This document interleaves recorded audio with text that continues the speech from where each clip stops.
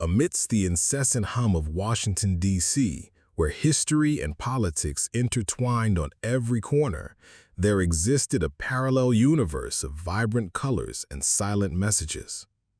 It was the realm of street art, a democratic stage where the voice of the marginalized echoed in murals and graffiti. Elias, a 19-year-old black youth, was one of its most talented heralds. His dark skin, marked by scars of invisible battles, contrasted with the intense brightness of his eyes, which seemed to absorb every nuance of the city. Lean, yet with a feline agility, he moved with the lightness of a ghost among the shadows of the alleys, his nimble hands transforming gray walls into living canvases. The pungent smell of spray paint was his perfume, the sound of cars and distant conversations his symphony. Elias didn't just paint for the sake of painting. He breathed art, used it as a diary, a cry, a prayer. Every stroke was a piece of his soul, a reflection on life on the streets, injustices, forgotten dreams, and the resilience of his people. His art, initially a solitary refuge, began to resonate. Social media, with its ability to amplify voices, became his greatest ally. Photos and videos of his murals, often ephemeral, spread like wildfire, touching hearts and minds. Elias was not alone on this journey. His support network was a mosaic of kindred spirits, people who saw in his art not just beauty, but truth. There was Aisha, his childhood friend, 20 years old and with an infectious energy, who managed his social media and was his biggest cheerleader. Her braided hair and easy smile hid a sharp mind and a loyal heart. She believed in Elias's art with an unwavering faith, seeing in it the power to change the world. There was also Mr. Henderson, a man in his 60s, a retired art teacher who had discovered him painting on a wall and had become his informal mentor. With his grizzled beard and glasses perched on his nose, he offered practical and philosophical advice, seeing in Elias a raw talent that needed to be refined. With each new mural, each new post, the community united, protecting his art, sharing his message, celebrating his existence. They were the foundation, the bedrock that kept him steady even when the world seemed to be falling apart. Their support was a warm embrace amidst the cold indifference, a soft melody that calmed the storm in his soul. Elias felt the strength of this connection, the energy emanating from each of them, and knew that with them by his side, no challenge would be too great. Elias's online recognition soon translated into a tangible opportunity. An email, initially viewed with suspicion, confirmed the news that would change his trajectory.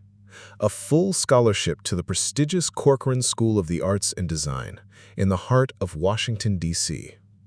The news reverberated like thunder in his small community, mixing disbelief and euphoria. For Elias, it was more than a scholarship. It was the validation of his art, the promise of a future where his colors could reach larger canvases, broader voices. Emotion overwhelmed him, a mix of hope and a slight fear of the unknown. He saw himself, in his dreams, walking through the corridors of that institution, absorbing knowledge, refining his technique, transforming the dream into reality. It was in the corridors of Corcoran that Elias met Julian. Julian Beaumont, a 19-year-old white youth with impeccably combed blonde hair and blue eyes that, at first glance, seemed gentle, but which hid a calculating coldness. His posture was that of someone who never had to fight for anything. His expensive clothes and his air of superiority betrayed a life of privilege. Son of a renowned art collector and heir to a considerable fortune, Julian had grown up amidst galleries and auctions, but his passion for art was superficial, more a social obligation than a genuine vocation. Psychologically, he was a well of insecurity disguised as arrogance, unable to deal with the idea that someone, without the same advantages, could surpass him in talent. His morality was flexible, shaped by convenience and the incessant search for validation, even if it meant stepping on others. From their first encounter, a silent tension hung between them. Elias, with his raw authenticity and undeniable talent, was an uncomfortable mirror for Julian. The young heir observed Elias with a mixture of fascination and repulsion, envy growing like a weed within him. He saw the ease with which Elias created, the passion that overflowed from each work, and felt a deep discomfort. The first tensions arose in small derogatory comments, disdainful glances, subtle attempts to disqualify Elias's work in class. Julian, accustomed to being the center of attention and the best at everything, could not accept that a street artist, without his pedigree, could overshadow him. The seed of rivalry was planted, and the fertile ground of Julian's envy promised a bitter harvest. Julian's envy, once a seed, germinated rapidly, transforming into an ardent desire to supplant Elias. He couldn't stand the idea that the raw talent and authenticity of the street artist overshadowed his own, albeit mediocre, ability. The small derogatory comments evolved into more concrete actions. Elias's materials mysteriously disappeared from his locker.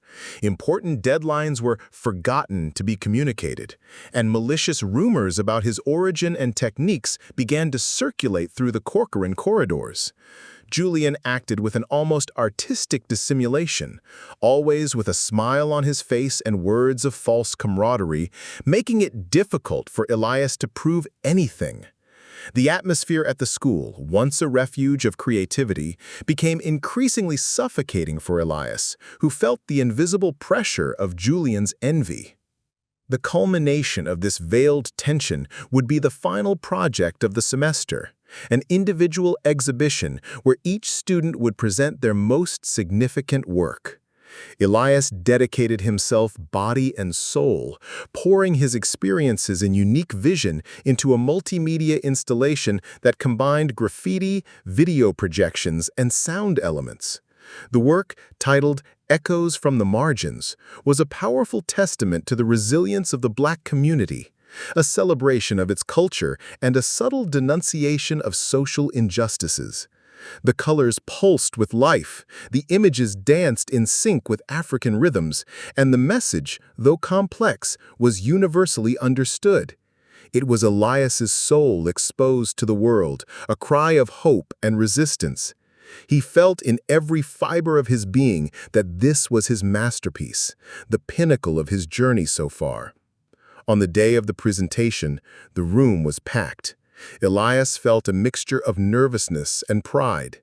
However, as he approached his installation, a chill ran down his spine.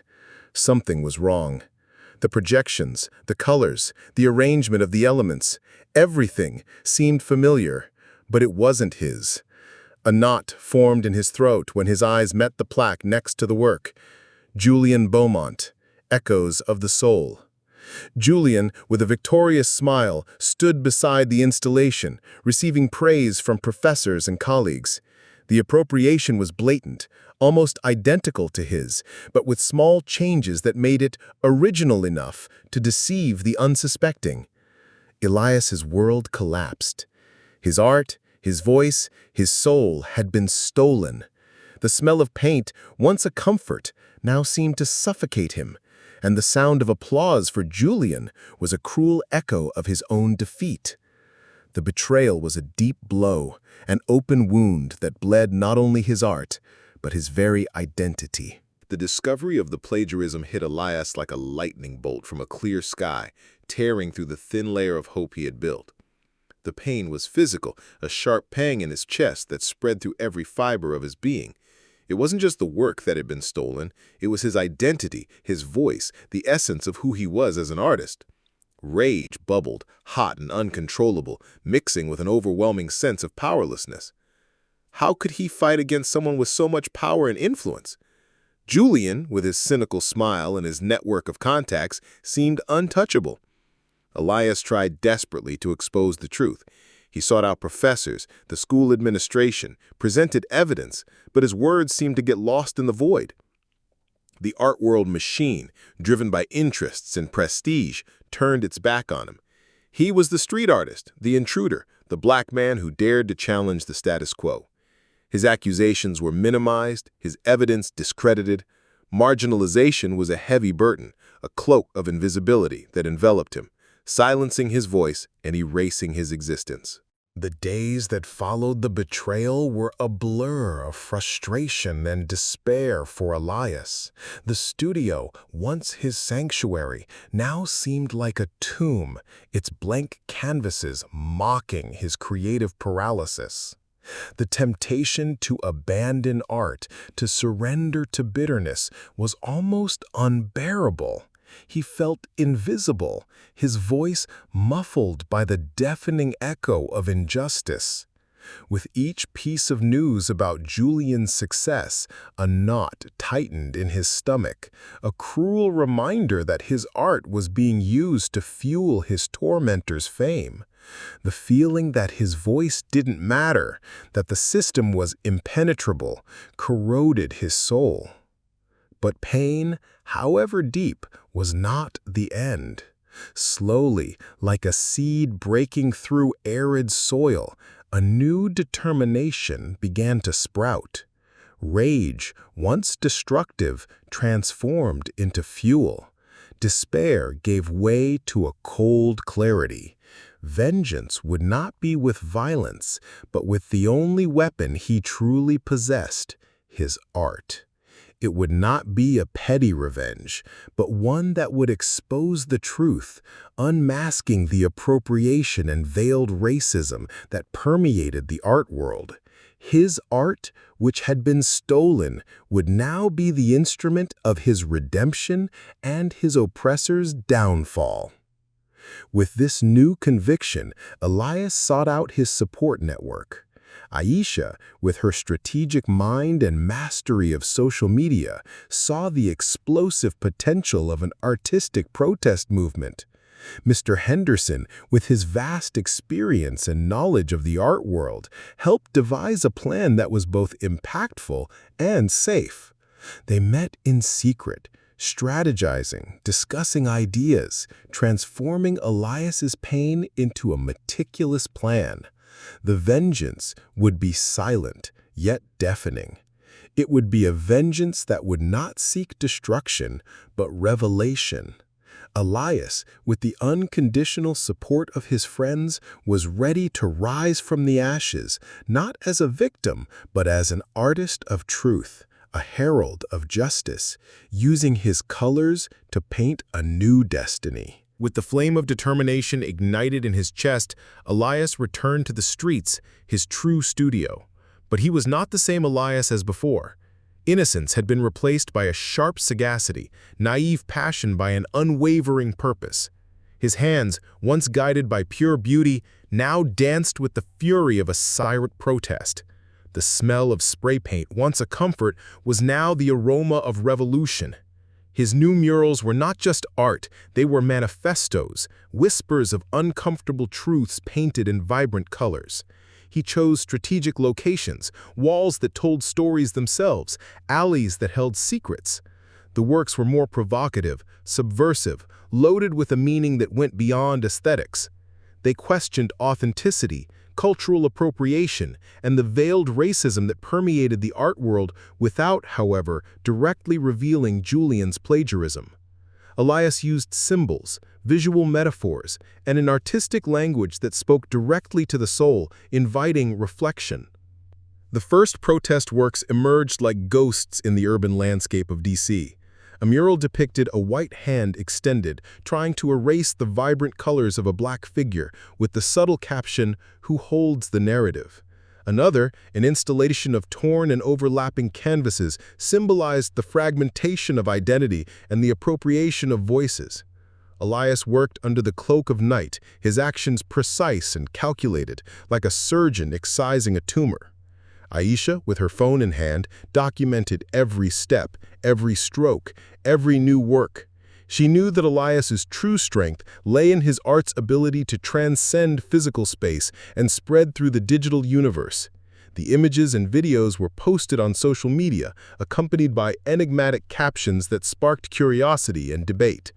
Mr. Henderson, in turn, used his contacts in the alternative art world and specialized blogs to give visibility to the works, ensuring that Elias's message reached the right circles. The impact was immediate and overwhelming. Elias's works began to go viral, shared by thousands of people who identified with the message even without understanding its origin.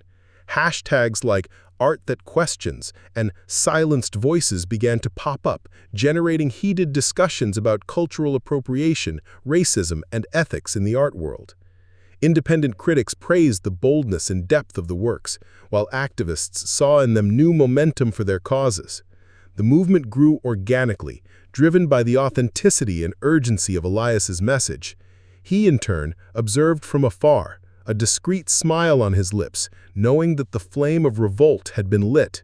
The art world, once so complacent, began to feel the heat of his indignation, and Julian, oblivious to the true source of the movement, continued to enjoy his stolen fame, unaware that the shadows of Elias's vengeance were approaching, silent and relentless. The movement, fueled by Elias's provocative art and Aisha's tireless promotion, gained momentum and voice. What began as a whisper in the streets of D.C. transformed into a powerful chorus that echoed through social media and began to reverberate in gallery halls. People from all walks of life, but especially those who felt marginalized or invisible, found in Elias's art a representation of their own struggles. The message of authenticity and resistance resonated deeply, and with each new mural, each new installation, more voices joined the cry for justice and recognition. Independent artists, social activists, and even some academics began to analyze and celebrate the phenomenon, without yet understanding the personal story behind its origin. Elias, with his art, had become a catalyst, a point of convergence for the latent dissatisfaction in the art world. Julian, on his pedestal of fame and privilege, began to feel the pressure. It wasn't a direct attack, but a growing wave of questions about originality, ethics, and representation in art. Questions arose in interviews, in specialized magazine articles, in conversations at vernissage cocktails. He tried to ignore it, attributing it to jealousy or passing fads, but the persistence of the movement bothered him. The art establishment, which had embraced him so fervently, now seemed a little more cautious, their gazes filled with a new uncertainty. Julian, however, still didn't connect the movement to Elias. For him, the street artist was a closed chapter, a lesser talent that had been duly absorbed by the system. While the pressure mounted on Julian, Elias and his support network worked tirelessly behind the scenes. Mr. Henderson, with his vast experience, helped refine the plan for the final exhibition. Aisha, with her strategic vision, mapped out the influencers and the right platforms to maximize the impact of the revelation. They knew that the moment was crucial, that the truth needed to be presented in an undeniable, impactful, and, above all, artistic way. Every detail was being carefully planned: the location, the date, the sequence of works, the way the story would be unveiled. The tension was palpable, but the determination of Elias and his allies was even greater. The vengeance, which was once a distant echo, was about to become a deafening cry, a symphony of colors and truths that would unmask the plagiarist and rewrite the history of art. The air in the alternative gallery, a revitalized space in the heart of D.C., was charged with an almost palpable anticipation.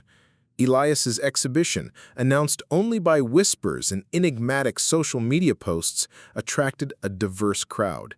Independent art critics, social activists, curious onlookers, and discreetly mixed in with the crowd, some representatives of the art establishment, drawn by the growing commotion.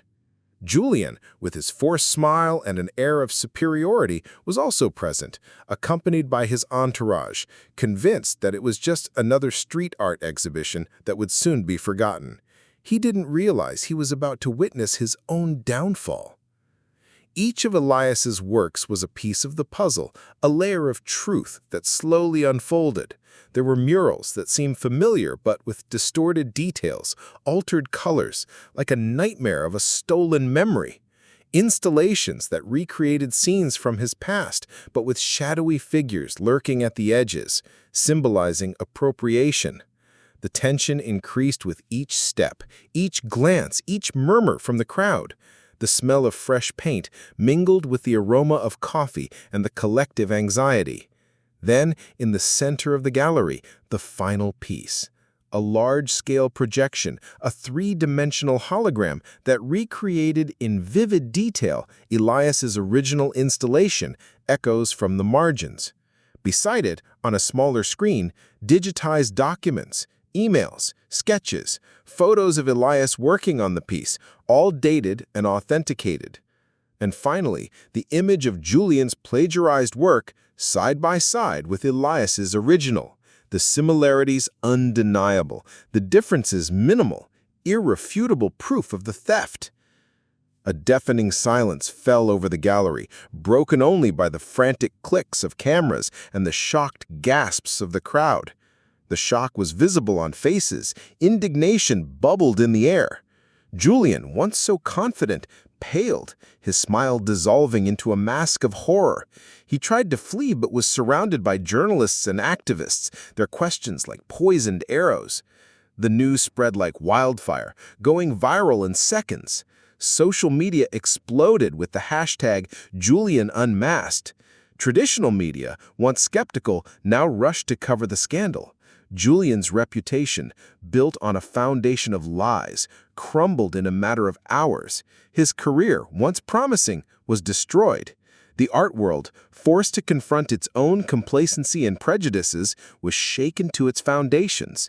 Elias's vengeance was not an act of violence, but an act of art, a revelation that exposed the truth and brought down an empire of falsehood. Julian's downfall did not bring Elias the euphoria many might expect from vengeance. Instead, a sense of relief and a profound quiet settled in his soul. He sought neither fame nor the destruction of his tormentor, but justice and the reaffirmation of his authenticity. His art, once silenced and stolen, now spoke louder than ever, not just for him, but for all those whose voices had been marginalized.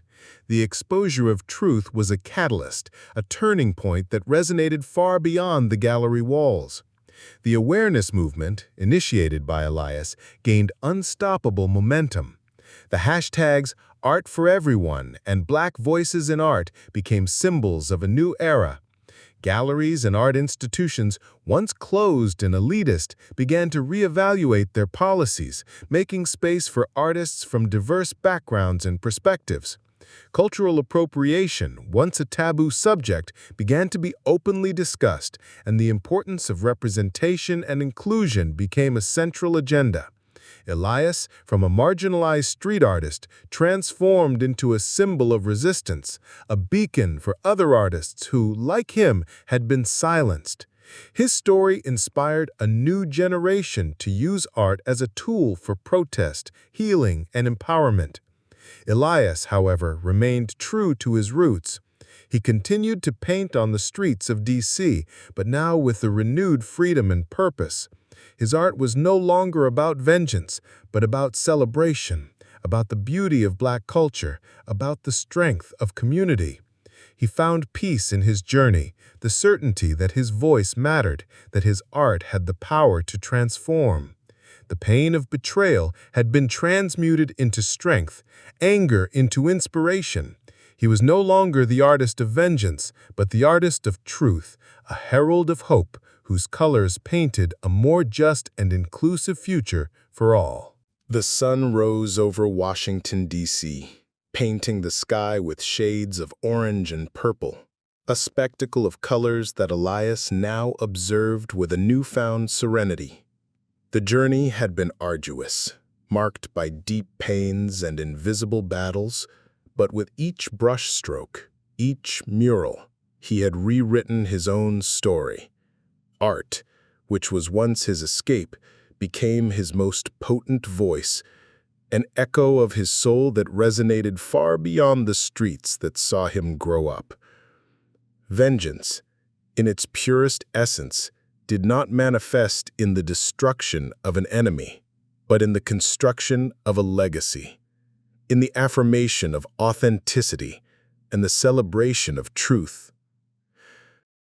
Elias continued his journey, no longer as the artist of vengeance, but as a beacon of hope. His art, once a protest, transformed into an invitation, a bridge between worlds, a constant reminder of the transformative power of creativity. He knew that the fight for justice and representation was continuous, but the seed had been planted, and the roots, now deep, promised a bountiful harvest. The story of Elias, the young street artist who dared to challenge the system, became a hymn to resilience, a testament that art, in its most authentic form, is an indomitable force capable of moving mountains and inspiring generations. May your own journey be a constantly evolving mural where every stroke, every color, reflects your deepest truth. May your voice, whatever it may be, find an echo and inspire others to paint their own destinies, transforming pain into art, injustice into struggle, and hope into a new dawn. Art is the sweetest revenge, for it does not destroy, but eternalizes the truth.